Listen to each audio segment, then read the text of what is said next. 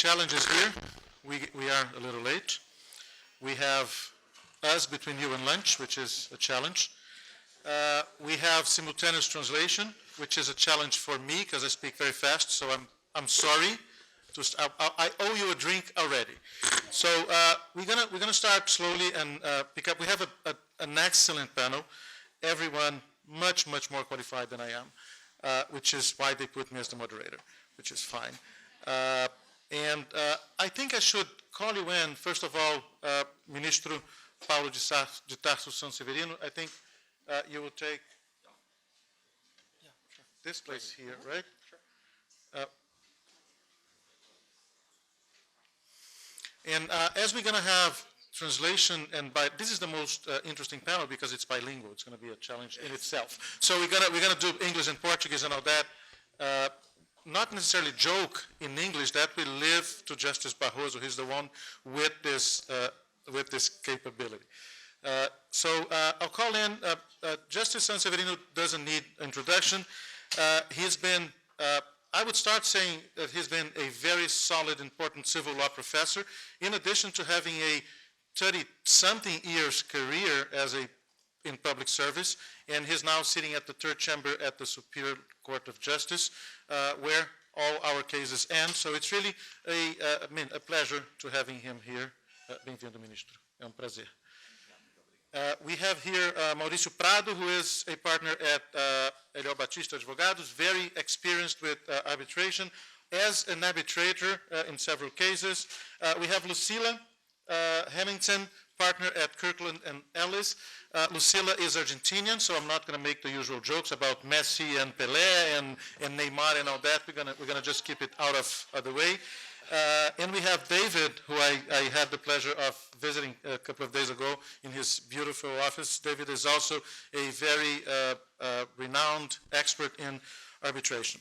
What do we want here? We want exactly what Justice Barroso told us. We want a case that is done in 18 months. We want it to be with the process. We want it to be fair. We want it to be fast. We want it all. We want to be rich. We want to be famous. And we want to be wealthy. We want it all. We want a country that has it all. And that's what we're going to be debating here today. And we will start with Justice Sanseverino giving us a prospect of someone who is deeply involved in this revolution of the Code of Civil Procedure. We have a new code in effect for less than a year. As we all know, these laws take a while to get to their full application. The code is a revolution, is really very positive. It aims at making life easier, and we're going to hear what Justice Sanseverino has to do about that. And I will put the question in English to you and then in Portuguese to him, and then I'll pass it on to him to get started so that we try to keep on time. So what we're talking about here is a new code that changed dramatically the environment. It talks about party cooperation. It gives the party the possibility of negotiating and defining privately how the case will be ruled and handled, which could be a nightmare to judges, but that is there, and it is a big advantage. So it is a code that points out to a possible result of being much better to the litigants to reach what we want. We want a case that is fast, fair, with due process. With that, I'll change to Portuguese for a while and then pass on to Justice Sanseverino. Então, senhoras, ministro Sanseverino vai nos falar sobre o novo código, que só tem 1 ano de vida, ainda não atingiu a plenitude dos seus efeitos, e como esse código muda completamente essa perspectiva dos litigantes. Alguns pontos importantes, como o negócio processual, a maior aceitação de mediação e arbitragem e de outras formas de resolução alternativa de conflitos. Então, sem mais delongas, porque o tempo é nosso amigo e inimigo aqui, eu passo a palavra com muito prazer para o ministro Sanseverino. Bom dia a todos. Good morning. Excuse me, I will not speak in English. I will speak in Portuguese, but I think it's better for you. E o tema que eu escolhi para falar com os senhores é a respeito das diretrizes do novo Código de Processo Civil. Inicialmente, gostaria de saudar todos os integrantes da mesa, faço a saudação na pessoa do nosso presidente, Dr. Luiz Guilherme. Também gostaria de agradecer e parabenizar à Columbia Law School pela realização desse evento, e faço isso na pessoa do Dr. Eduardo Capel, Dr. Bernardo Teixeira, a doutora Amanda Sampaio, foi minha aluna, né? E também uma saudação muito especial a todo o público aqui presente, composto de brasileiros, americanos, argentinos, né? E eu peço licença a todos para fazer a saudação na pessoa do meu caro amigo, ministro Barroso, que já fez a brilhante palestra de abertura desse evento, salientando toda a crise ética, né, que está passando o nosso país. Então, eu sei que o tempo aqui é escasso e valioso, então vamos às diretrizes do novo Código de Processo Civil. Nós vivemos um momento histórico no Brasil, já foi salientado na apresentação. Nós temos um novo código que tem aproximadamente um pouco mais de um ano de vigência. E esse novo código é bastante interessante, que ele acabou sintetizando, concretizando as chamadas ondas do processo civil, que foram bem trabalhadas pelo professor Mauro Capelletti, no livro chamado Acesso à Justiça, um excelente livro, e que ele antevia basicamente três grandes ondas. A primeira onda, o acesso à justiça; a segunda onda, a tutela coletiva; e a terceira onda, as Alternative Dispute Resolution. A facilidade de acesso à justiça. Eu estive em Portugal, vim ontem de Portugal, e aí uma das notícias nas revistas de Portugal era exatamente o elevadíssimo custo da justiça portuguesa. Isso no Brasil nós não temos. A justiça nossa tem um custo bastante baixo, né? A assistência judiciária gratuita ela é concedida de forma bastante liberal. Nós temos um grande número de advogados e temos também uma defensoria pública que funciona muito bem. Então, essa facilidade do acesso à justiça já foi superada. Nós também temos, desde 1985, uma tutela coletiva bastante ampla, que vem sendo incrementada em vários diplomas legais, e já adianto, aqui é a principal crítica ao novo CPC, que faltou um livro sobre o processo coletivo, e é uma das dificuldades que nós temos hoje na jurisdição. O momento atual, ele concretiza, então, a terceira onda. Além do novo CPC, nós tivemos também, em 2015, uma lei de mediação que foi aprovada, uma boa lei. Nós tivemos também a lei de arbitragem, que foi aperfeiçoada, e agora, com o novo CPC completando um ano já da sua vigência, essa terceira onda fica bem caracterizada no processo civil brasileiro. No ponto que nos interessa, o novo CPC, ele abre, indicando já no seu início 12 artigos que estabelecem as diretrizes fundamentais, os princípios fundamentais que orientam todo o sistema processual. E eu vou salientar três dessas diretrizes e a sua concretização em alguns institutos processuais. E eu escolhi, então, três diretrizes: a diretriz ética, a diretriz da convencionalidade e a diretriz da verticalização. Muito brevemente, a diretriz ética, mas em função exatamente do momento em que nós vivemos, e foi muito bem salientado na palestra do ministro Barroso, é a grande crise ética por que passa o Brasil. E é uma crise ética numa perspectiva macro. Além dessa perspectiva macro, nós também temos uma crise ética que aparece nas nossas relações cotidianas e transparece também no processo. E aí a importância do nosso legislador de colocar alguns aspectos éticos na própria regulamentação do processo civil. Então, o artigo 5º salienta o dever de as partes se comportarem de acordo com a boa-fé objetiva, transpondo lá todo o desenvolvimento que já havia sido feito no direito privado. O artigo 6º complementa essa regra no dever de cooperação e a necessidade de que se obtenha a solução do processo de mérito, justa e efetiva, em tempo razoável. Essa é uma preocupação bastante interessante.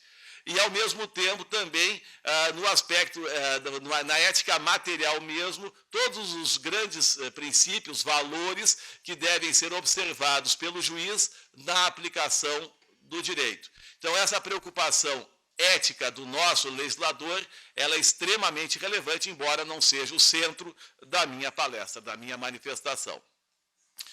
A segunda grande diretriz é a diretriz da convencionalidade.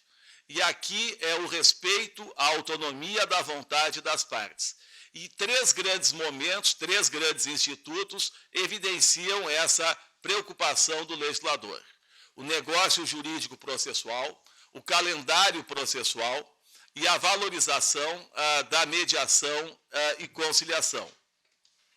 O negócio jurídico processual, eu transcrevi o artigo a esse respeito, o artigo 190 do Código de Processo Civil, que traz exatamente toda a regulamentação do Instituto, mas, sintetizando, esse Instituto tem uma influência de todo o sucesso do procedimento arbitral. Então, a possibilidade de as partes interferirem no procedimento no aspecto relativo aos ônus, aos poderes e às faculdades e deveres processuais.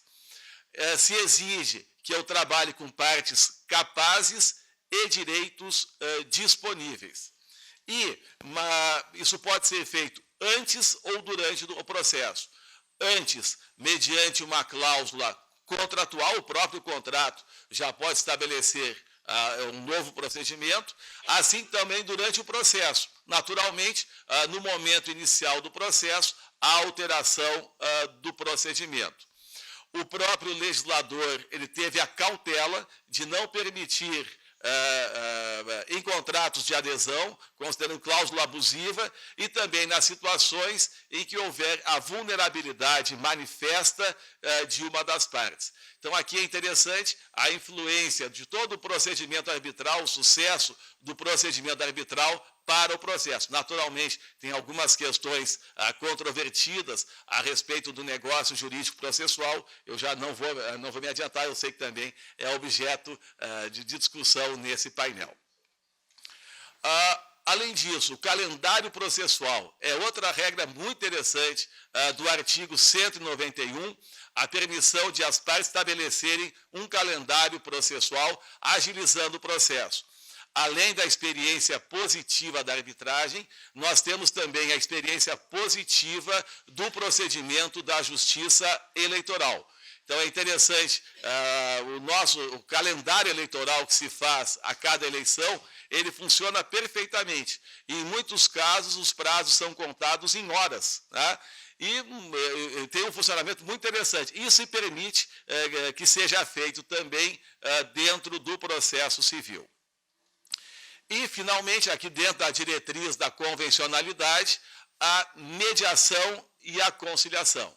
Aqui é a valorização das Alternative Dispute Resolution, desde o artigo 3º, e depois, em vários momentos do Código, a regulamentação, como uma etapa inicial do processo, e é uma regulamentação bastante precisa, feita pelo legislador, muito interessante, e aqui tem influência exatamente do direito norte-americano, toda a crise do processo civil que ocorreu no século XIX, do século XX, o volume de processo e as técnicas alternativas de solução dos conflitos.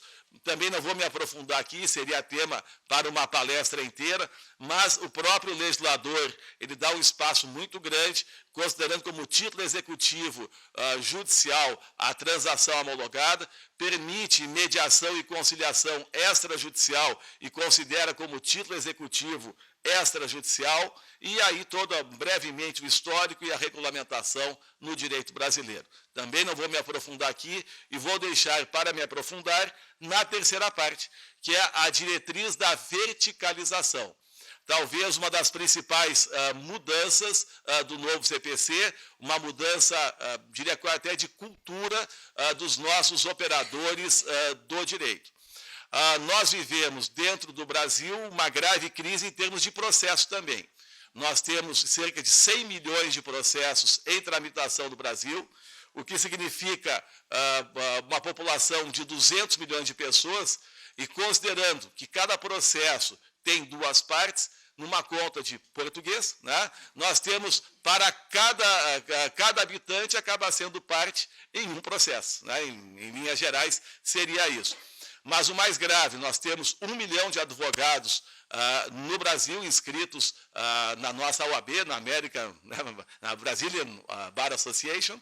Nós temos 1.200 faculdades de direito em todo o Brasil, que é um número absurdo, né?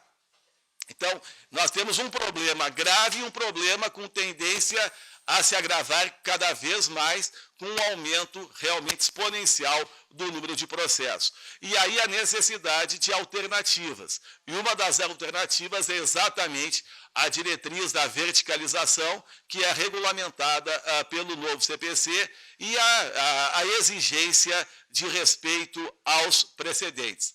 Aqui, a inspiração claramente é o sistema da common law e a fixação da força vinculante dos precedentes. A principal regra a esse respeito é o artigo 927, que estabelece o dever de os juízes e tribunais observarem precedentes do Supremo Tribunal Federal, dos tribunais superiores, as súmulas e, assim, várias questões que, ao longo da exposição, eu vou aprofundando. Então, aqui é um problema nosso. Nós temos um bom poder judiciário no Brasil, com muita independência pela sua estrutura de acesso mediante concurso público, o que garante a imparcialidade a todos os juízes, mas, ao mesmo tempo, a independência do juiz acaba gerando alguns problemas, que ele pode, como o nosso controle de constitucionalidade é feito também de forma difusa, permite que cada juiz declare que é inconstitucional uma regra na sua sentença. Isso, muitas vezes, acaba desrespeitando decisões dos tribunais superiores, inclusive do Supremo Tribunal Federal. Quais são os principais institutos que nós temos que concretizam a diretriz da verticalização? Em primeiro lugar, nós temos os chamados casos repetitivos, que é composto pelos recursos repetitivos e pelo incidente de resolução de demandas repetitivas, chamado IRDR. Eu acrescentei um terceiro instrumento, que é o incidente de assunção de competência, que é para casos não repetitivos, mas tem uma eficácia vinculante semelhante. Inicialmente, demandas repetitivas. Aqui só um conceito para nós encaminharmos a exposição. Então, causas em que a ofensa a um direito individual ou coletivo atinge um grande número de pessoas de forma semelhante, ensejando o ajuizamento de centenas ou milhares de demandas com o mesmo objeto. Isso tem sido muito comum no Brasil, envolvendo bancos, a área de telecomunicações, energia elétrica, previdência pública, privada, tributário, servidores públicos, enfim, é um problema bem sério. Apenas a título de exemplo, um caso do qual eu fui relator no Superior Tribunal de Justiça. Então, é o caso envolvendo o chamado credit scoring. Há uns anos atrás, eu estava trabalhando lá no meu gabinete no tribunal, aí ligaram do Tribunal de Justiça do Rio Grande do Sul, que era o meu tribunal de origem. Aí dizendo que eles tinham um problema e precisavam da minha ajuda. Sim, qual é o problema? É o caso credit scoring. Bom, então a primeira coisa, me explica o que é o credit scoring, né? E aí explicaram que, na verdade, é um método de avaliação de risco, e as pessoas que tinham uma nota baixa estavam ingressando com ações indenizatórias pedindo a concessão de dano moral, reconhecimento de dano moral. Ok, e qual é o problema? O problema é que nós temos hoje, em Porto Alegre, para serem distribuídos 30 mil processos a respeito dessa matéria, fora todos aqueles que já têm em tramitação, e nós estimamos em 200 mil processos no Rio Grande do Sul. Ok? E qual é a minha participação em tudo isso? É que nós localizamos 2 recursos especiais do seu gabinete a respeito dessa matéria. Aí eu transformei em recurso repetitivo e acabei, então, julgando na segunda sessão do tribunal, e aí é bem característico, realmente o número era muito grande. Como o tema era novo, aqui eu realizei uma audiência pública, foi a primeira audiência pública da história do STJ, exatamente para o amadurecimento desse tema. Então, acabou se transformando na súmula 550, e apenas a título de exemplo da problemática das demandas repetitivas, que acaba também ocorrendo em outras situações. Quais são as preocupações com as demandas repetitivas? Em primeiro lugar, naturalmente, o congestionamento do poder judiciário. Em segundo lugar, a celeridade dos julgamentos. Mas nós temos uma terceira preocupação que é igualmente relevante, que é o problema da isonomia, da igualdade. Né? Os princípios, valores, igualdade e justiça são valores que caminham de mãos dadas. E caminham de mãos dadas desde Aristóteles, desde até antes, né, na ética nicômaco. Ele deixa muito claro que tratar desigualmente situações iguais constitui uma profunda injustiça. O professor Michael Sandel, de Harvard, também na obra específica dele, salienta exatamente esse aspecto. Então, o problema de tratar de demandas repetitivas, pessoas que têm situações idênticas de forma desigual, é um fator de profunda injustiça, e essa é uma preocupação ética que nós temos com os recursos repetitivos. O Código de Processo Civil, ele aprimorou a legislação que havia desde 2008 a respeito dos recursos repetitivos, aprimorou bem, é um dos pontos altos e positivos do Código. Eu apenas estou indicando ali as várias etapas, que é a seleção de uma demanda como repetitiva pelos tribunais de segundo grau, ou então pelo próprio ministro, no caso do STJ, a afetação desse tema como repetitivo no tribunal. Nós alteramos o regimento interno do tribunal no final do ano passado, fazendo com que essa afetação não seja mais individual, mas seja feita de forma colegiada. Isso foi um aprimoramento bastante positivo que fizemos. Toda a instrução do recurso repetitivo e uma ênfase no aspecto relativo à possibilidade de realização de audiências públicas, de abrir a participação de toda a sociedade, até porque muitas vezes a solução de uma demanda individual vai se refletir em centenas, milhares de outras demandas, e também toda a forma como, da decisão do recurso repetitivo, e principalmente, que nos interessa mais neste momento, a questão da eficácia da decisão. A eficácia dos recursos repetitivos. Isso deixa bem clara a diretriz da verticalização. Então, em primeiro lugar, tutela de evidência. Aqui é a menina dos olhos do ministro Fux, que foi quem presidiu a comissão que elaborou o anteprojeto do novo Código de Processo Civil. Então, no instante que eu tenho uma decisão em sede repetitivo, a possibilidade, então, de uma antecipação de tutela, simplesmente na ideia de tutela de evidência.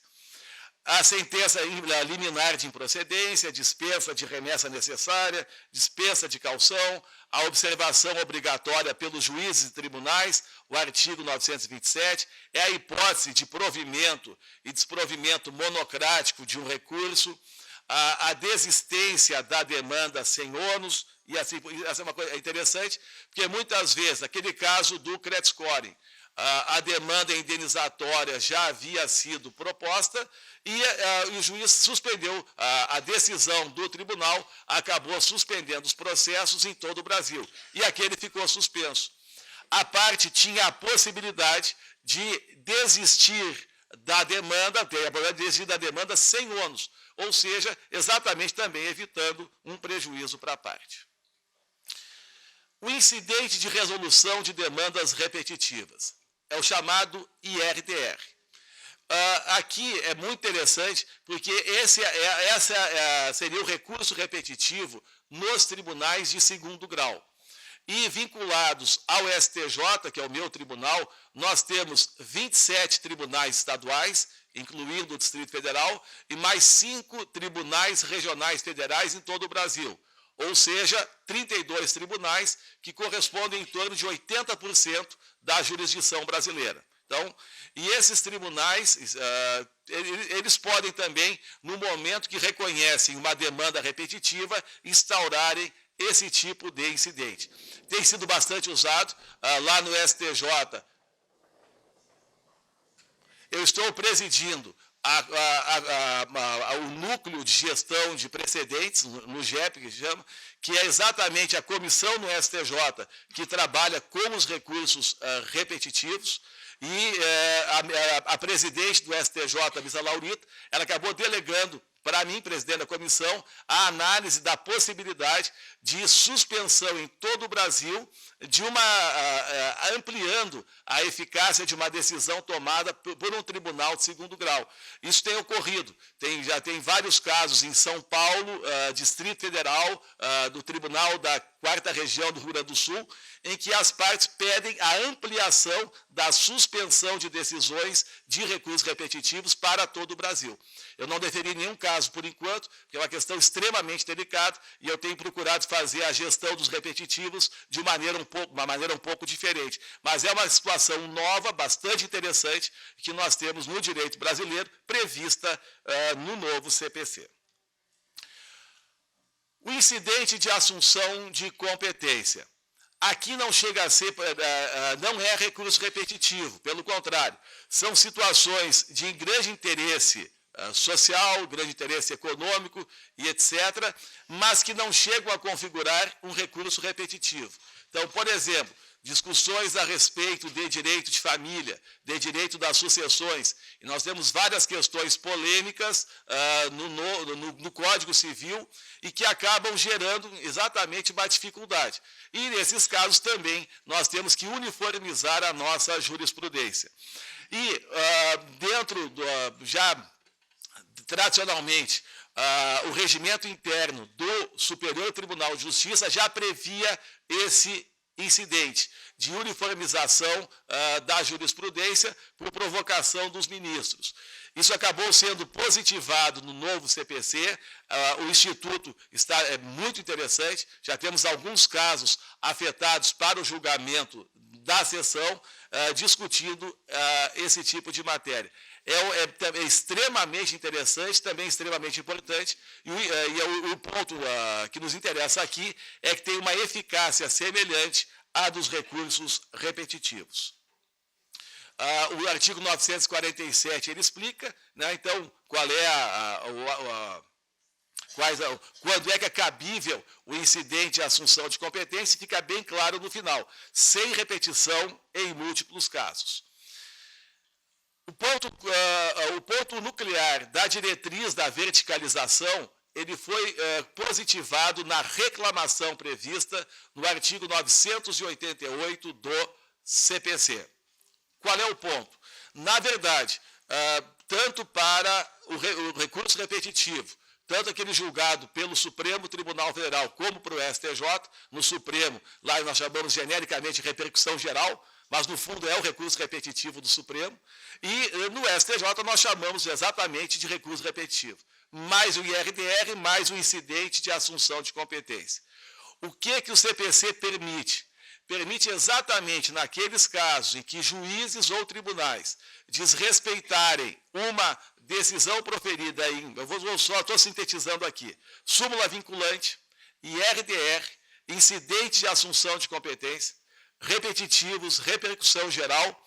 Então, nesses casos, é possível uma reclamação dirigida diretamente ao tribunal, exatamente postulando que seja aplicada a regra que se extrai daquele precedente. Então, tanto quanto foi mal aplicado ou como se negou a aplicação, é possível, então, a utilização do Instituto da Reclamação. Aqui, realmente, nós temos a diretriz da verticalização, a ideia de uma hierarquia do Poder Judiciário, a ideia de uma disciplina dentro do Poder Judiciário.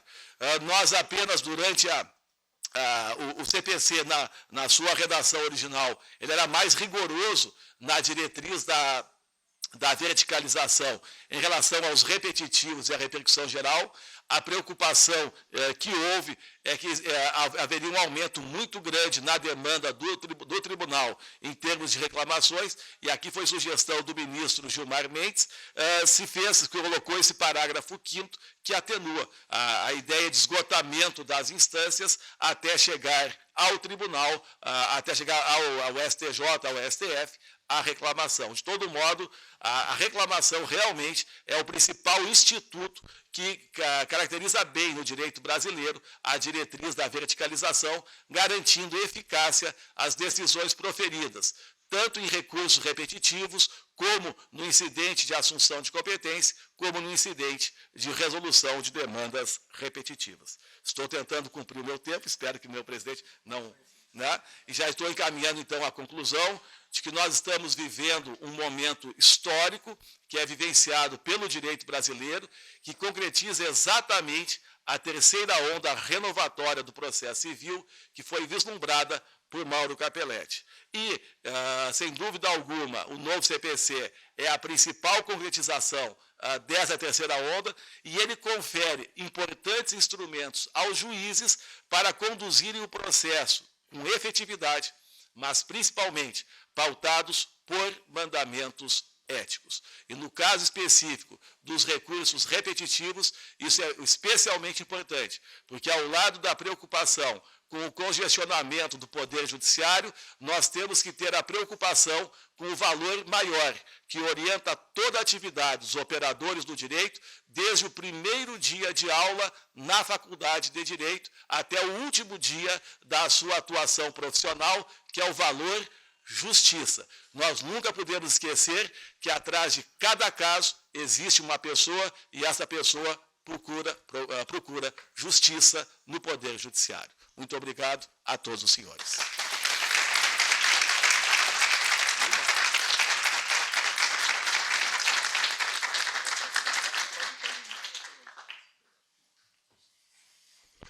Ministro Sanseverino, muito obrigado. Foi um prazer e mais uma aula. Eu vou apertar a tecla SAP e falar em inglês. I think that what we see here is that you have a new code that really aims at bringing tools to make it better. If we're going to be able to do that depends on us. I'd like to comment quickly on the 3 waves that Justice Sanseverino said. First wave of access, I think we may have overdone it in Brazil, because if you run a utilities company, energy, phone, or whatever, it is not unusual that you're going to have hundreds of thousands of cases to handle. And not that you should not have the access to it, but we should have our small claim courts better equipped to handle these cases quickly, because the volume is so large that we have not been able to handle them properly. So there is room for improvement in each of these waves, and we are starting the third. So let's try to make sure we do it right.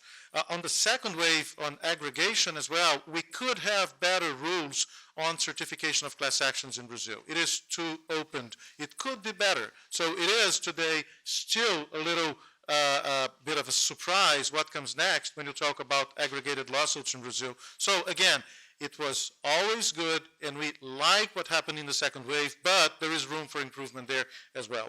And as far as the third wave comes, I think that we are trying to mirror the court procedure and import what is good from arbitration, which is great. We want to add to that mediation, which is also great. We just need to make sure that we do it right. And maybe this is the solution to the criticism that we see on the first wave on access to justice, because if you have better alternative dispute resolutions there as well, you will serve everyone better. Without forgetting what Justice Severino said at the very end, there is one individual seeking satisfaction of rights that were not observed behind each case. So you cannot just treat it as a number, but on the other hand, you cannot do it in a way that the volume makes it bad. So late justice may be no justice, as we say. With that, I will pass on to Lucila. As we said, Lucila is very experienced with international arbitration. She she was not wearing the headset, so she speaks Portuguese, Spanish, English, several other languages, truly international. That's the real international stuff. And no, I'm not passing to Lucille, I'm passing to Mauricio, so sorry for that. But I'll get to you. I'm passing on to Mauricio now. He also speaks all these languages, is very international. This panel, we are all good friends, and we're going to be joking around. I'm sorry for that. So Mauricio has a great experience as mainly an arbitrator in Brazil. And what I want Mauricio to talk to us about is what is the difference between a judge and an arbitrator? So a judge, we know very well, is that person that studied like crazy to become a judge and studies all his or her life. Usually you have very solid knowledge, and we criticize sometimes because they're not specialized, which is very true but very fair. You cannot expect a judge to be specialized. So in Rio, where I come from, people created specialized intellectual property courts because, you could not expect all federal judges in Rio to be specialized in intellectual property. I mean, nobody, knows intellectual property unless you work with that, right? And it's a little boring. And so they now have the judges specialized in the intellectual property, and that's good.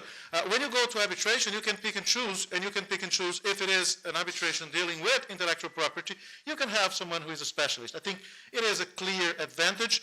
On the other hand, sometimes it's not as formal, but some people claim, well, it is more business-oriented. So Mauricio, I'll pass it on to you. Enlighten us on all that, because it is a big discussion there. Thank you, Luis. I'd like to start by thanking the organization, all the organizers, and Amanda particularly that helped us in the preparation of this panel, the sponsors, and of course the Columbia Law School. And I could not start my short presentation without acknowledging the excellence of our judges. We have had here two examples of how the greatest judges can be, and I can say they are examples. They are not the only excellent judges we have in Brazil. So for us arbitrators, they are a sort of good reference how to judge. They are ethical, they are very competent, they are very skilled and very engaged in applying justice in their cases. Well, the common ground we do have, the common field we do have, is that both the judges and arbitrators have jurisdictional power. Both have the mission to decide legal controversy with issuing a valid and fair decision. But that's the end of our common path. We start with major difference by everything that was said here, and particularly by Justice Sanseverino, about the different landscape we work on. Judges in Brazil, they have to confront with huge volume of cases. This is a challenge for any person to have above 6,000 cases in front of you to decide. That's the average, 6,500 cases per judge. We have 100 million cases. The data are from 2015, so before the new procedural code. We hope that this will going to change in a short term. But still, it's a volume that we can say it's an absurd. It's an absurd. We cannot say that we are granting an efficient justice with these numbers. On the other side, arbitrators just face very few cases. International arbitrations have 10, 20 cases. In Brazil, considering the small community of arbitrators that we have, arbitrators face from 20 to 50 cases. Perhaps the top arbitrator in Brazil, the most overloaded, have 50, which is it's a lot. It's a lot when you consider construction cases, financial cases, very complex cases where we have 20 issues to decide. There are 20 arbitrations inside one case. It's a lot of things to deal with. But it's not comparable. We have a very different landscape. And this is very important because dealing with fewer cases enables the arbitrators to get deep in the cases. So you usually have arbitrators that are embedded in the details of the case. You have a long step of evidence, of instruction of the proceeding in arbitration. So both the parties are very well prepared and the judges that are the arbitrators are very well prepared in arbitration, usually. Usually it's not all the case, unfortunately. So because of this different landscape, it requires different skills for arbitrators than for judges. So as we said, judges, they have to be generalists. They have to understand about many different fields of law. They have to understand about family law. They have to understand about neighborhood, about administrative law, about labor law, real estate, inheritance law. No, arbitrators, they don't have to understand all of this. Because when they are chosen exactly because what they know. So they are specialists in a specific field. It can be in a specific field of law. Right? I have a case where I sit with two professors of the University of São Paulo, Paula Forgione and Cristiano Zanetti. It's a question if the contract is null and void. So it's a very theoric case. So you have specialists of law. But you can also have specialists in a specific field. So that's where you find engineers as arbitrators. You are discussing the construction of a power plant. You have many specific, difficult technical issues.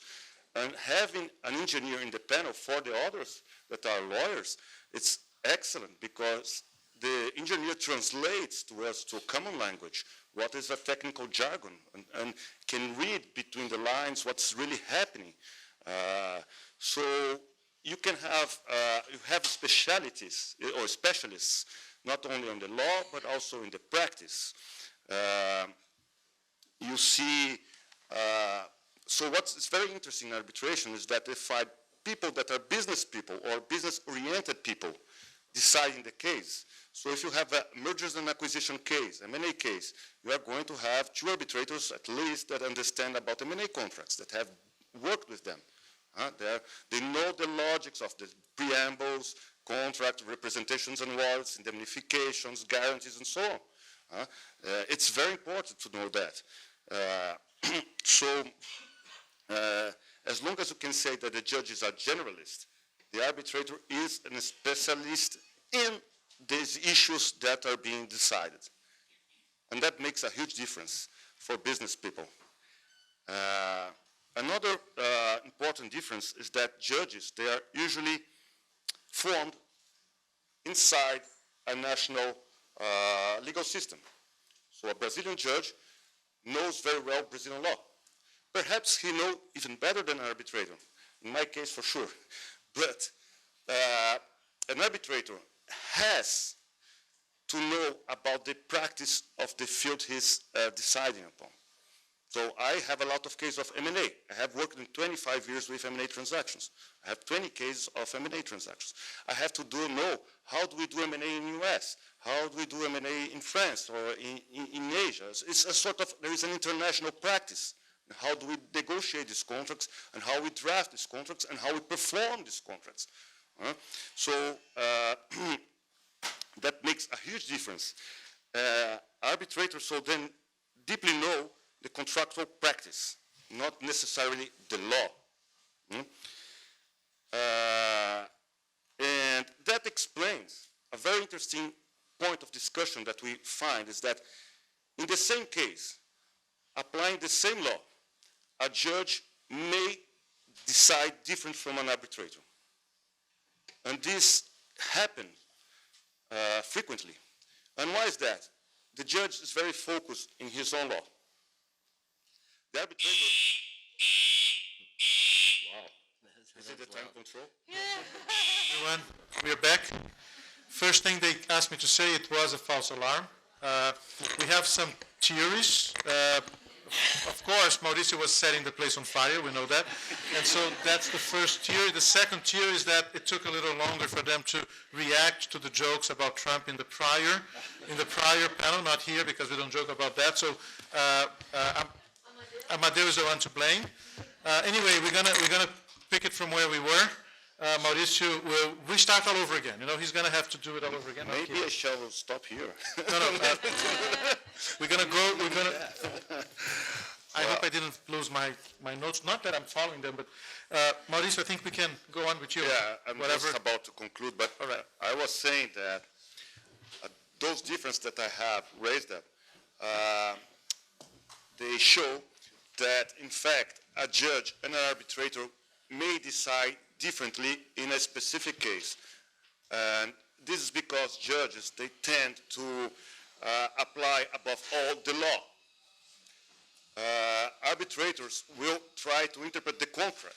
They will look at the contract. And perhaps the contract, the usages of the area, and the behavior of the parties. The judge will go straight to law, case law. And this is particularly easy to see when you have foreign arbitrators applying a specific law that's not their laws, because they might not even speak the language of the law. If we have a case in Pakistan, maybe we don't speak the law that's applicable to the case. So it's very common to have foreign arbitrators applying specific law. It can be Brazilian law. So in these cases, they are not going to search deep in case law, in precedents, in Supreme Court decisions. They will make their decision on the contract. They of course, pay attention to public policy issues, but they will look at the contract, the usages, and the parties' behavior. One last point I'd like to raise is that, do foreign investors prefer to have their cases in court, or they do prefer to have their cases in front of arbitrators? The answer in Brazil is quite easy. They prefer to have it in front of arbitrators. Most of the commercial contracts in Brazil now, they have arbitration agreements. And why is that? One reason is because the courts, they are overloaded. So one case can take 10, 15 years to be finally decided. And this is not the timing for business. Business is 1 year, 2 years, mostly 3 years. A second reason is that, well, in arbitration, the party is allowed to choose the arbitrator. So that's great for any company to say, for my contract, for this kind of situation here, I want this judge. We cannot choose state judges. We can choose only arbitrators. And particularly in Brazil, also, Brazil has never signed a BIT, a bilateral investment treaty. So all the protection an investor can have is his contract. So having a foreign or a worldwide instrument, something who has this global view, the decision maker that has this global view, is a question of legal certainty for a business person. So these were the points I'd like to raise to start, and I will be very happy after to hear considering about it. Well, I thank you, Mauricio. One thing that I would say, which is true, which is any of the participants of the panel are more than welcome to weigh in and give opinions. I'm being monitored closely by Amanda here to not lose track of anything, so I will move on. The comments that I would make is that it looks from what we hear from Mauricio that there is no conflict or competition between courts and arbitration. To the contrary, they should work together. If we could move all the contractual disputes that involve parties that are able to arbitrate out of court, the courts would still be very busy and have a lot to deal with. You have all the consumer cases, all the tort cases, all the class actions, all the government litigation that is not subject to arbitration. So that may be a way out, which is we may be able to increase enormously the arbitration work in Brazil and still have a lot for the courts to deal with, and that could be a good way out. When I pass to Lucila, now is the right time. Sorry again. Lucila, as we said, she has the true international flavors because she is from Argentina. She worked at Marval there, then she worked at other law firms in the U.S., now a partner at Kirkland, and she does the arbitrations in Portuguese, in Spanish, in English.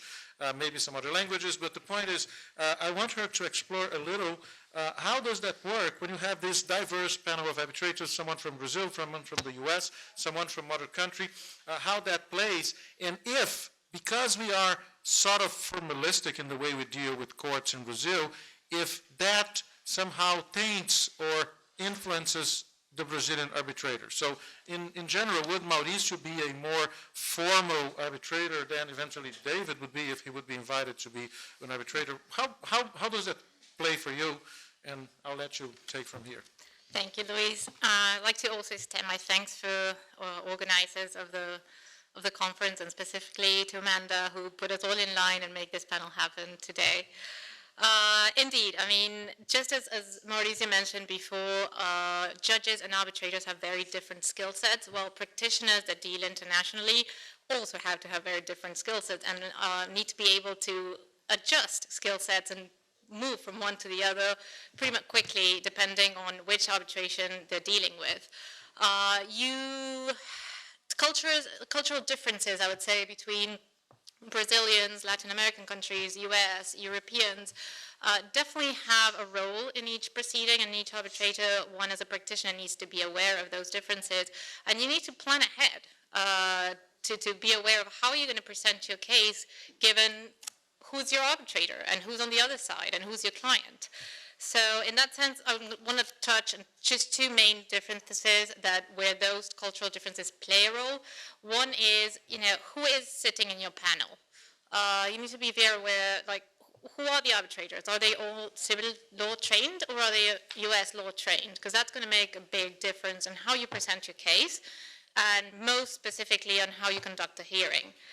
And the second point I'd like to touch on that also brings a distinctive feature is discovery or evidence production. With regard to the panel, as I said, you have different skill sets. You present a case to a US arbitrator in one way, but when you're faced with arbitrators that mainly come from Latin America, Brazil in this case specifically, you have to adjust your presentation. And that includes both the written presentation and your oral presentations. Most likely, arbitrators in Brazil, and Mauricio, please feel free to correct me if I'm wrong, but in a broad generalization, you will find arbitrators more used to like a civil procedure type of proceeding, which means in a written submission, be aware of length, for example. Do not make, and that should apply to any arbitration, but the truth of the matter is, and particularly investment treaty arbitrations internationally, it's not uncommon to find 300 plus pages submissions. Just try to avoid that if you're facing a civil law arbitrator, because it's not going to fly very well. You're going to offset the arbitrator from the get-go. It's also important to discuss with your colleagues and how you're going to present the tone of your submissions. Arbitrator gives you the flexibility of having a more flowery possible submission. You can be more literal, use more literature, and like use more color in your presentations with opposing as you would, for example, in some court proceedings. However, that possibly applies more to US trained or common law practitioners than it would be to practitioners that come from a civil law background, where are more used to more formal, established proceedings. So don't get too flowery before civil law arbitrators, because again, it might not fly that well. And another thing is touching also what Marisa said before, like what does the arbitrator know? If it is a foreign practitioner, let's say a US trained arbitrator that is sitting in a Brazilian seated arbitration, then you might have to wonder, like, do they really know the Brazilian law, or do I need to spoon feed this arbitrator everything? That's going to also be a key factor in how much information you present in your submissions and how much law you present in your submissions. And also touches on the point of whether it's common law trained or civil law trained, it will also affect what type of evidence do I want to highlight. Because civil law trained lawyers will tend to prioritize and give more precedent and more prevalence to documentary evidence, while common law lawyers will give more prevalence to witnesses. So it's just minor subtleties, but will eventually impact how an arbitrator reads your documents and decides on your case. And this particularly comes very evident at hearings. When you're presenting in front of a common law trained lawyer or arbitrator, and you're versus a civil law trained arbitrator, it becomes very evident how you present your case. I learned this sort of in a hard way, in a case where we were in front of 3 civil law arbitrators. So of course the team came completely prepared to destroy the witnesses, and we came with our American-trained lawyers ready for a fierce cross-examination, and there we were destroying the witness, while in the meantime the 3 civil law arbitrators were looking at us and staring at us, who are these beasts? What are they doing with this poor witness? So of course the arbitrator jumped to protect the witness, and we were like, oh, but we were so online and getting all the information that we needed, but wrong move. So again, be aware of those subtleties where, whom am I presenting this to? You know, your goal is, yes, to get the information you get out of your witness, but at the same time make sure that the arbitrator is on your court and is listening to you attentively and is respecting what you're saying. So, and that applies for opening submissions and particularly cross-examinations. So if you're going to do a cross-examination in front of Brazilian-trained arbitrators, try not to be so brutal in, you know, making so to the point closed questions that will not allow the witness to say anything else beyond yes or no. Try to include some more open questions that would allow the witness to pose their story out. That will definitely fly better with an arbitrator than going the brutal way and trying to just get the yes-no answers quickly, because it will look brilliant in a transcript. So touching on that, and I'd like to now touch on the point of discovery and document production. That's another one that I would say cultural differences apply from 3 aspects. On the first ground is who's on the opposing side. Who's your opposing counsel? Where do they come from? Are they civil law practitioners or common law practitioners? Because when discovery comes around, you will find that if it is a civil law practitioner, you will find more resistance in getting the documents that you're looking for. They're not used to handing out the negative documents. They're used to civil procedure where you submit the documents that you're going to rely your case on with your submissions, and that's it. You don't have requests for documents where you're forced to hand out the one document that you know is going to hurt your case. So in those cases, I would suggest just stick to the rules. And with that, my main advice would be try to submit in advance an agreement or agree with the other party in advance to apply, for example, the IBA guidelines. They're a good merger of common law practice and civil law practice, and will help both parties, you know, transverse on neutral grounds that will allow you both to get the documents that you need without so much resistance. The second aspect of that is the arbitrators, and that's exactly the same, applies the same. Just apply the rules, and if you need to raise issues of document production to arbitrators, try as much as possible the same to have the IBA guidelines apply, and just stick to the rules. You know, you are entitled to these documents, and again, try to follow the rules in such a way that you don't, you know, piss off the arbitrator in a sense. And the third aspect of this, and possibly the most challenging, is when you're dealing, for example, with Brazilian clients, and you need to explain to them that, yes, that document that's really going to hurt your case, sadly, we do need to give it to the other side. You will find a lot of resistance, and hopefully you will not go through the experience that I went through, where the client very naively suggested that, oh, but it's okay, we can retouch the document before submitting it. So touching on corruption early this morning and the changes of ethics in the Civil Procedure Code, that might not be the best idea. So that's, again, one of our important roles is handling the client, and that includes making sure that the client is not messing up with the documents in any way, and making them understand that these are the rules. You know, arbitration includes, yes, having to give up documents that may not be as positive to your case, but then that's where the brilliance of your counsel comes in. How do you, you know, turn that around and make that not so great document into a positive aspect? Touching on that, I'd also like to say, how does that affect Brazilian laws and institutional rules? Again, based on gross generalizations, I feel like the new changes to the arbitration rules have been very welcome.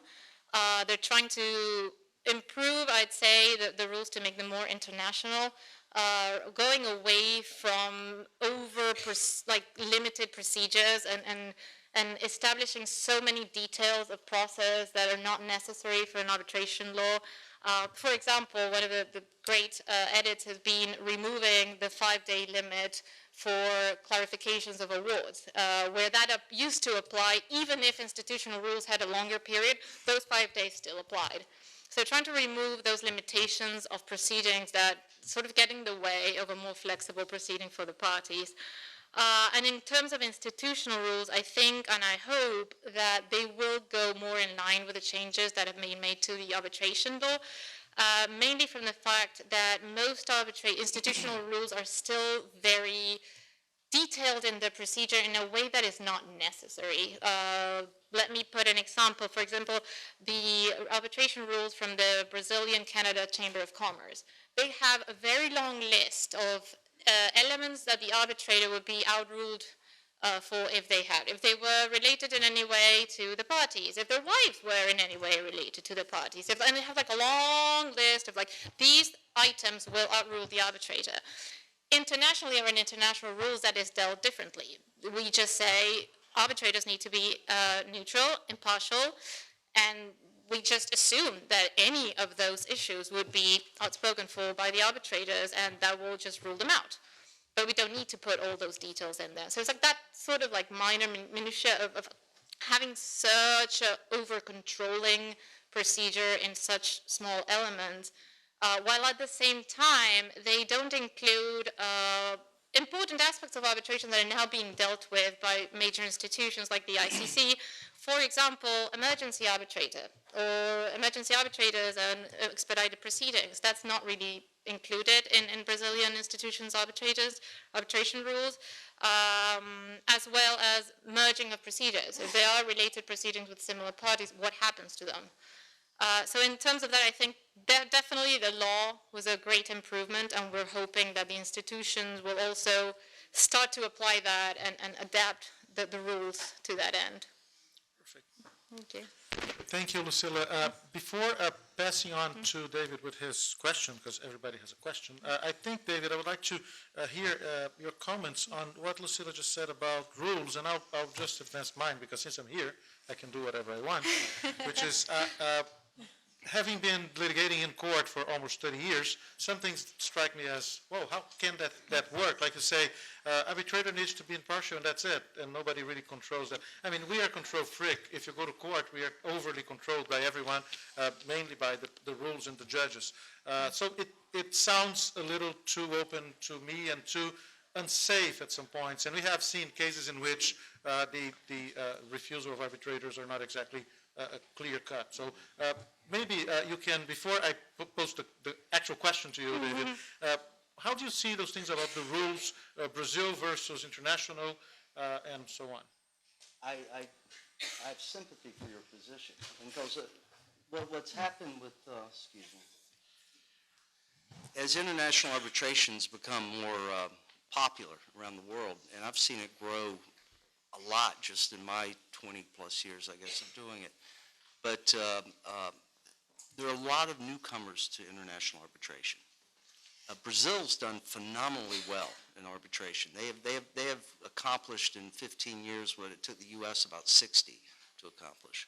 But there are a lot of newcomers every year coming into arbitration, and one of the problems with the way it's been, where it's not written, we just all knew it. Yeah. The problem with that is the new people being brought into it don't know those rules. Yeah. And so that's why you have all these different soft laws, we call them, that have been developed. The rules of evidence, the IBA rules of evidence and things like that. And there's an IBA conflicts booklet as well. And I think those things are helpful. And a lot of people don't like them because they feel like, oh, that makes it too much like court. They're not really that much like court. I mean, it's not like the Federal Rules of Civil Procedure or something. And I think they add some useful guidance, especially for all the new parties that are being drawn into this field. So, and it's added a lot of scholarship, I think, to the field. People talking about it like this and whatnot, it's a good thing. So I think it's actually helped make international arbitration more open and available Yeah. to parties around the world. It helps also to conciliate this clash between common law and civil law. Exactly. See the Exactly. evidence. The other, if I could just, I'm sorry. Please. No, no. The other thing I wanted to say is that I think increasingly too, as far as proceedings and the differences between civil law lawyers and common law lawyers sitting as arbitrators, I think that those differences are being smoothed over Yeah. to a large degree over time, and you're starting to see a fairly regular type of practice, no matter where the arbitrators are from, if they're skilled and experienced. To me, it's far more important not to know so much where they're from, just to know the person. Yeah. I want to have some experience with the person. I want to know what they're like. I want to know what their personalities are like. And because that'll tell me a lot about how I think they'll interact maybe with the other arbitrators and exactly. that kind of thing. Yeah. But like the top Brazilian arbitrators, I think, they fit in anywhere. They fit in New York or Paris or wherever because they have that kind of skill. But what you have to be careful about, even in the U.S., trust me, I've been appointed arbitrator in some cases where you get AAA cases where you get lawyers from, who knows from where, and who have never done arbitration before. And you have to teach them everything from the beginning. But even in jurisdictions that have a lot of arbitration, you still run into people who have a lot of skill. But I agree with your points. I thought they're very good. Yeah, thank you. Yeah, on that point, the thing is, as you said, rather than just make a gross generalization, whether it's a common law lawyer or it's a civil law lawyer, it's like, what type of cases have they handled before? Yes, sure. I don't know if you agree, but in my opinion, the worst arbitrator you can have is not an arbitrator of a certain nationality or legal Yeah. system, is the partial arbitrator. Yeah. Yes, absolutely. Actually, That applies to judges as well, right? Yeah. Is the worst you can but do. if he's overly partial, he may do you a favor. Yeah. Because then the chair kind of just The chair blocks comes that out, person yeah. out. Yeah. So- Anyway, I was advised that we are running out of time, which is usual, maybe because of my joke. So, I can be quick. surprise, surprise, we're going to talk about corruption because, we only talk about corruption, right? So we were here for almost 1 hour with no corruption, so I was so happy. All meetings I went in this last 2 days, we talk about corruption. Nobody, car washes everywhere. Anyway, car wash, David. Thank you. As we know, corruption is big. We are fighting. We are very optimistic about the outcome, but it is bumpy road, uphill battle. We're going to be fighting that for 5, 10 years. I don't know. We're going to get better, but it's painful at this point. As a result of corruption, we have some contracts involving state-owned companies that were eventually breached or terminated due to corruption, ended up in arbitration in Brazil or here. And then I would like to hear, or we would like to hear, what is your view on these arbitration procedures against Brazilian state-owned companies in this corruption context, whether you believe that international arbitration tribunals are the venue, the right venue, whether that should be here, should be actually in Brazil. So how do you position us on that subject that is the subject of the moment? I'll be as quick as I can, but that's quite a big question. Corruption has become the flavor of the month, it seems like, in international arbitration. You go to a conference anywhere in the world, and there'll be at least one panel talking about corruption. I'm not quite sure where it came from, but Brazil had something to do with it. I've spent the last 3 years representing companies against Petrobras. In every case there are allegations of corruption. And the problem with corruption, it's the nuclear weapon. I mean, if the other side proves it, you lose all your rights, or potentially all your rights to enforce the contract. And Petrobras may have the ship and everything else and doesn't have to pay for it, perhaps. But it's a very dangerous defense. And many of Brazil's offshore projects in particular, those contracts often have New York seat, ICC arbitration, New York law. Sometimes it's English law, a London seat. But it's often outside of Brazil. And so you run into some interesting applicable law questions. If there's corruption occurring in Brazil, what law applies to determine whether or not there was corruption? Because in some jurisdictions, what constitutes corruption is not the same as another jurisdiction. And I can tell you the way New York courts have looked at this, is that if the bribery, let's say, was occurring in Brazil, you would look to Brazilian law to determine whether or not bribery in fact occurred. However, you would look to New York law to determine the consequence of that bribery. And New York law would also try to determine under the judge, the New York judge would look at the severity of the crime in Brazil and to decide the proper remedy. Now, in the U.S., when you do have an arbitration clause in the contract and there's an allegation that the contract was void as a matter of public policy, as if it never existed, the U.S. Supreme Court has ruled twice in the last 10 years. That doesn't mean the arbitration clause goes away as well. It's the doctrine of separability going back to prima paint. The arbitration clause survives even though the underlying contract may be found to be void as a matter of public policy. So the arbitration goes forward. They've ruled that the arbitrator decides in the first instance whether or not the contract is unenforceable as a matter of public policy. And the arbitrator has to decide whose public policy. And the various series of applicable law questions can become fairly dense. I don't want to go too far into some of the things I was going to say because I don't think we have the time. But there are a broad range of applicable law questions. An arbitral tribunal sitting in New York, okay, is not bound by New York conflict of law rules. Typically, my experience is 3 New York lawyers sitting in this city are going to apply New York conflict of law rules. That's what they're used to. We're all a product of where we're from. And so that's sort of your knee-jerk reaction, but they don't have to, okay? They could just apply, instead of looking for New York conflict of law rules and finding that first you look to Brazil to determine whether or not there was bribery, and then you look to New York law about determine what the impact of that is. They may just go right to notions of international public policy. There are cases out there like the World Duty Free and the recent Metal Tech case where a tribunal found that there was corruption and it stopped enforcement of the contract in any way across the board. That's not how it would happen under New York law. There'd be more of an analysis about the type of corruption, the impact of it, the culpability of the two parties. But you don't see that analysis so much in those other cases. So the tribunal has a lot, and this goes back to picking your arbitrator. If I know I'm going to have allegations of corruption in my case, I want to know what that arbitrator, how he or she thinks about arbitration, about corruption. Are they more likely to try to apply that international standard? Or are they more likely to apply New York law? And if it's my client being accused of corruption, I think in that instance I'd rather have New York law apply. Because New York law provides more wiggle room that even if corruption is found, you might still be able to enforce the contract.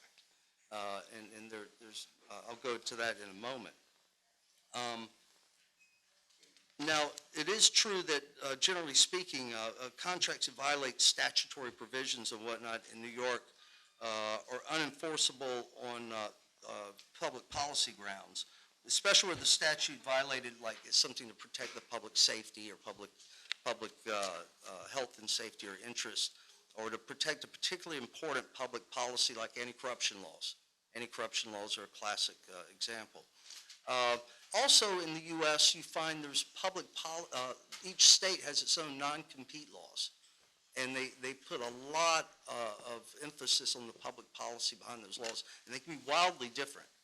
California does not believe in non-competes, okay?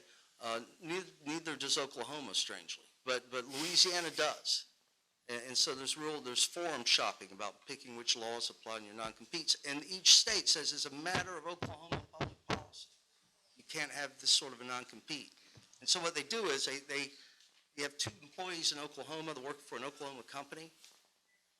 They have a non-compete that's probably unenforceable under Oklahoma law, but they put in the contract that Louisiana law applies, and any disputes are decided in Houston.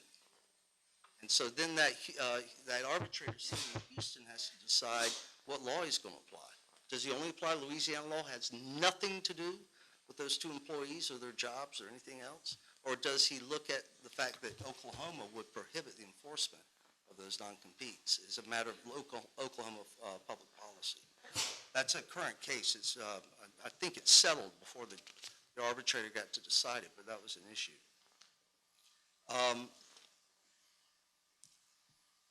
Let me move ahead a bit.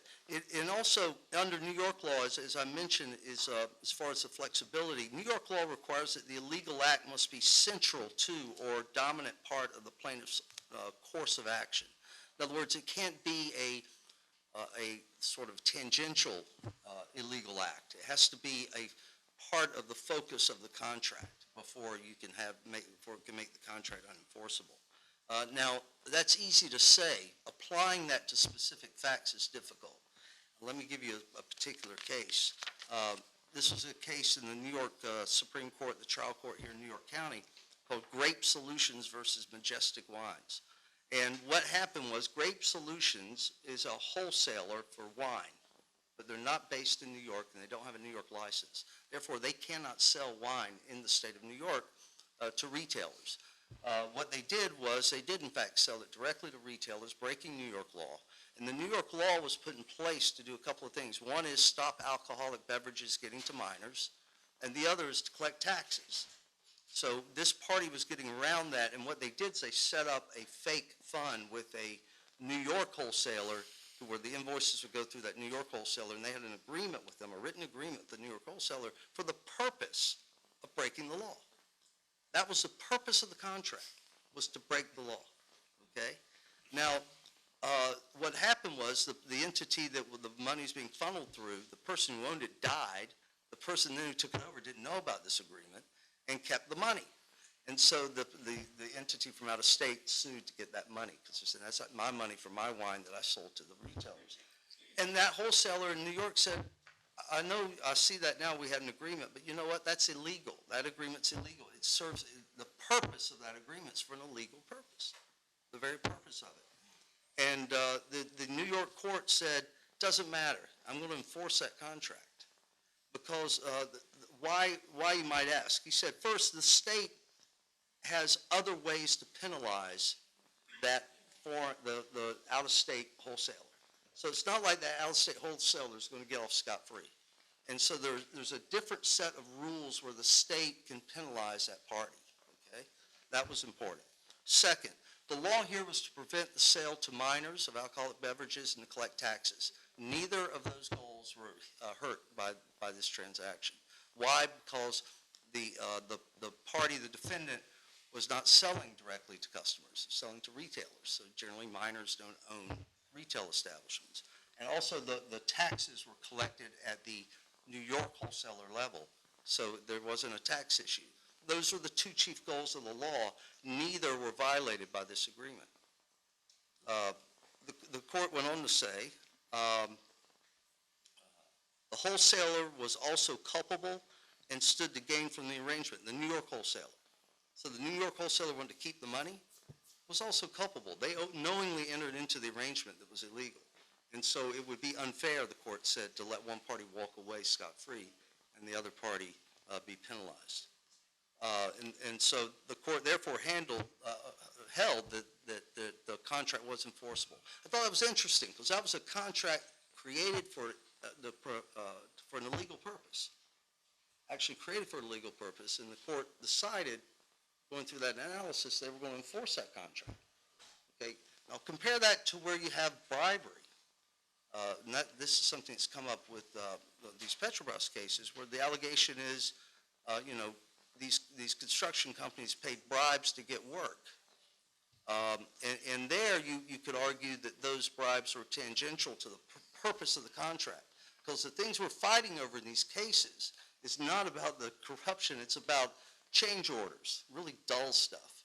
Critical path analysis, things like that, damages. That's what we're fighting over. These are contracts for the construction of ships. My client built these ships, and the argument is, how much, they should be paid for it. It's nothing to do with this illegal bribe that was supposedly paid. But in those cases, you probably have a better chance of, if you can prove that bribery occurred, better chance of having the contract be found to be unenforceable. Except that, when all these cases about corruption, the one thing I'd emphasize, they are fact intensive. You don't understand that case unless you know those facts of that case, because the legal platitudes you can go on about with corruption, they're really meaningless at the end of the day because they're too broad. You really have to know the facts of the case. And so if you take the case of Petrobras and what was happening allegedly, once you add additional facts in that the state instrumentality was approached by politicians and to get money for the political party, so they went to the construction companies, right? And they said, charge us 3% over the price, too much, and then you take that money, you kick it back to us, and we give it to the politicians. So Petrobras also secures benefit of this process. And so they're at least as culpable, you could argue, as a construction company. That's the kind of thing that a New York court would put a lot of weight on. Okay? And so I personally like the way New York courts, and I think most New York arbitrators will look at this, because it doesn't look at it in an overly formalistic way. They try to dig in, figure out what's really happening. And if you read Judge Rakoff's order in the class action case, I guess it was 2 years ago or so, where he found that Petrobras could not get off scot-free. He said Petrobras was benefiting from this. And in his order dug into that point because they were Petrobras was trying to dismiss the class. And he said no. So it's a fascinating area of law, and it's evolving. And Brazil, with its economy and it's embracing arbitration and having this current episode that's going on, I think Brazil's going to have a big impact on the development of this area of law for international arbitration. Thank you. Well, Amanda's looking at me and making not ugly faces, because she's not ugly, but faces. We have to wrap up. I want to thank each one of you. It was really excellent. We could be here forever if it was not for the fake fire that Amadeu put together. He was the one. We have already decided it was your fault when you were not here. So, but it was excellent. Thank for each one of you. I hope that, thank you for staying with us with the fake fire, late for lunch, and we will be back at, I don't know what time you guys are going to be back. At 2:20, we're going to be back, so sort of a quick lunch. Thank you very much.